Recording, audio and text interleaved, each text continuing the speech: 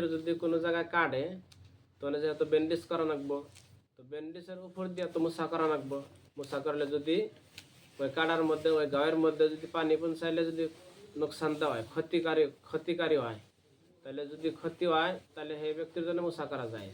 আর যে জায়গায় কাটছে, যেরকম এই জায়গায় কাটছে, তো এখন তো ডাইরেক্ট এহেনটির মধ্যে বান্ধা যাবে না।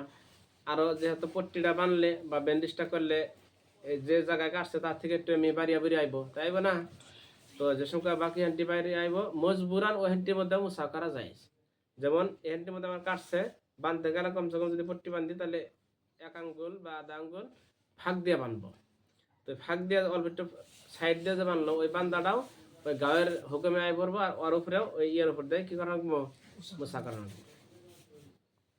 আর কোনো ব্যক্তি যদি মোছা তো কর সাল ওজু করতে গেলা, হঠাৎ করে হার পট্টিটা বদলান নাকি বা নতুন করে ওষুধ লাগান নাকি, নতুন করে ওষুধ লাগাইয়া আবার দ্বিতীয়বার কি করার নাকি, আবার পট্টি আরেকটা বান্ধান নাকি, আরেকটা ব্যান্ডেজ বান্ধান নাকি, তাহলে ওই ব্যান্ডেজ একটা খোলা ফালিয়ে দিল ওষুধ লাগাবেন নিগা, পরের বার যে দ্বিতীয়বার যে ব্যান্ডেজ বানলো তাহলে ওই ব্যান্ডেজটার উপরে মোছা করা মুস্তাহাব, জরুরি না। কেউ যদি মোছা করে নেয় তাহলে এটা মোছা করাটা ভালো, আর যদি না করে নেয় ওইভাবে নামাজ পড়া হারবো, ওইভাবে তেলাওয়াত করা হারবো, ওইভাবে মানে হার অজু পুরা পরিপূর্ণ বাকি রইলে হার অজু ভাঙ্গা গেল না, গোসল ভাঙ্গা গেল না। দ্বিতীয়বার যদি কেউ মুসা করে নেয় তাহলে করে নেওয়া ভালো, না মুসা করে নেওয়াও কি আছে যায়, ওইভাবে চলবো।